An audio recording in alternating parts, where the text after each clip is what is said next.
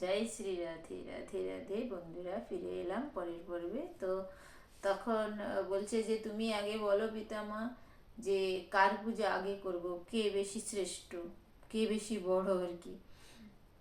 তো কাহাকে পুজিব আগে, শ্রেষ্ঠ কে বা কহ।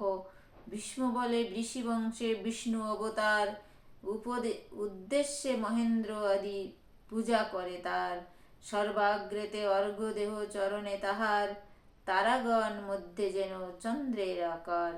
বলছে ঋষি বংশে, ভীষ্মদেব পিতামা বলছে ঋষি বংশে বিষ্ণু অবতার রূপে জন্ম নিয়েছে, যেখানে মহেন্দ্র আদি যারা পূজা করে তার উদ্দেশ্যে সবার আগে অর্ঘ্য তাহার চরণে যায়।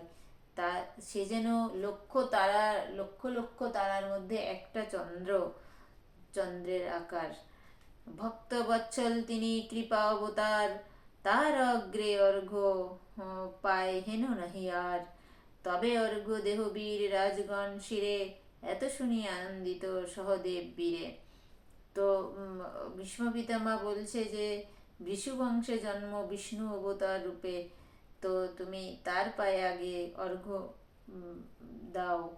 আর তারপরে তিনি হচ্ছে যেন হাজার কোটি কোটি তারার মধ্যে একটা চন্দ্র। তিনি ভক্তবৎসল, তিনি কৃপা অবতার। তো তার সবার আগে তার পায়ে তুমি অর্ঘ্য নিবেদন করো। তারপরে ধীরে ধীরে এক এক করে সব রাজাদের মাথায় তুমি অর্ঘ্য দাও। এত শুনি আনন্দিত সহদেব বীরে। এই শুনে সহদেব খুব আনন্দিত হয়েছে। অর্ঘ্য দিয়া গোবিন্দ চরণ পূজা করে, হৃষ্টচিত্তে হয়ে কৃষ্ণ লইলেন করে।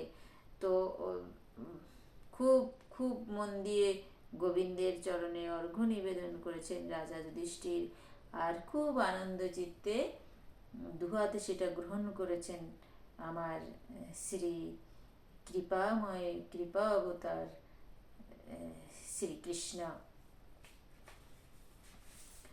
কৃষ্ণে পুজি আনন্দিত পাণ্ডুপুত্রগণ, সহিতে নারিল দম ঘোষের নন্দন। কৃষ্ণে পুজি আনন্দিত পাণ্ডুপুত্রগণ, সহিতে নারিল দম ঘোষের নন্দন। এই যে কৃষ্ণরে পূজা করে খুব আনন্দিত হয়েছে পাণ্ডুরা, এটা সহ্য করতে পারেনি দম ঘোষের ছেলে। কে দম ঘোষের ছেলে? জ্বলন্ত অনলে যেন ঘৃত দিল ঢালি, ভীষ্ম আদি সবাকারে ক্রোধে পাড়ে গালি।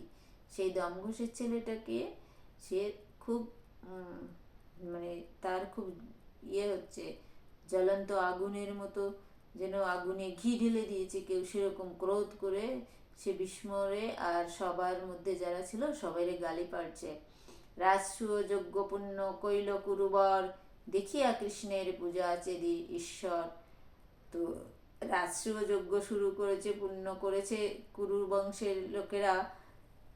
তো দেখে কৃষ্ণের পূজা করছে দেখে চেদির ঈশ্বরটাকে ক্রোধেতে অবশ বলে বা ক্রোধেতে অবসঙ্গ বলে বারবার, ওহে ভীষ্ম এ তোমার কি মতো বিচার।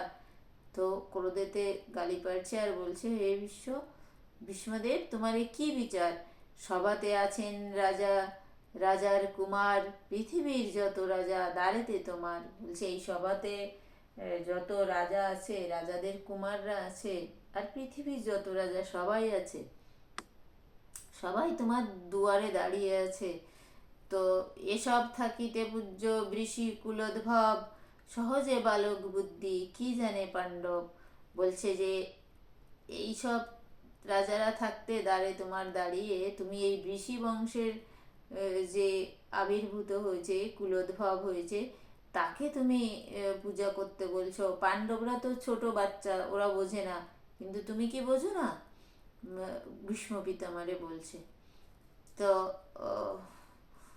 রাজসূয় যজ্ঞ আগে পূজিবেক রাজা, কোন রাজপুত্র কৃষ্ণ তারে করিলে পূজা।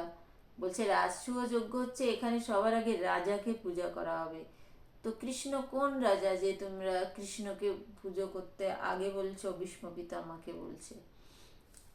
তো কোন রূপে পূজাযোগ্য হয় দামোদর, কহ শুনি ওহে ভীষ্ম সভার বেতর। বড় দেখি পূজা যদি চাহ করিবারে, দ্রুপদেরে ছাড়ি কেন, কেন পুজো হো উহারে। বলছে তুমি যদি বড় দেখে আগে করতে চাও, পুজো কারো, তাহলে তুমি দ্রৌপদীর বাবা দ্রুপদ তারে পুজো করবে, সে সবার বড়, এখানে বয়োজ্যেষ্ঠ, তো তুমি তারে পূজা করবে। তা না করে তুমি কেন এরকম করছো যে কৃষ্ণরে আগে পূজা করছো? বন্ধুরা, আমাদের সময় শেষ হয়েছে। এই শিশুপালের কৃষ্ণ নিন্দা, এটা আমার একদম ভালো লাগে না পড়তে। পর এই পর্যায়ক্রমে যে আমাদের পালাটা আসছে, সেটা তো করতেই হয়। বন্ধুরা, আমার ভুল ত্রুটি হলে অবশ্যই আমাকে ক্ষমা করবেন। আর আমি কৃষ্ণ নিন্দা একদম শুনতে পছন্দ করি না, এটা আমার খুবই খারাপ লাগে। পর লাইন বাই লাইন আসতে হচ্ছে বলে আমি বলছি না, এগুলো এগুলো শিশুপাল বলছে। তো বন্ধুরা, আর আমার মাধবও আমাকে ক্ষমা করবে ঠাকুর, আমি তোমাকে অনেক ভালোবাসি। আমার রাধা গোবিন্দের দর্শন করি আমরা। বন্ধুরা, জয় রাধে রাধে। রাধারানী, আমার মাধব, আমার সোনা, সবাইকে আদর করে দাও। বন্ধুরাও আমার রাধারানী আমার মাধবকে আদর করে দেন। জয় রাধে রাধে, জয় রাধে রাধে, জয় রাধে রাধে। বন্ধুরা, এত কম সময় খুবই খারাপ লাগে। ঠিক আছে, রাধে রাধে, জয় শ্রী রাধে। আবার কালকে দেখা হবে। রাধে।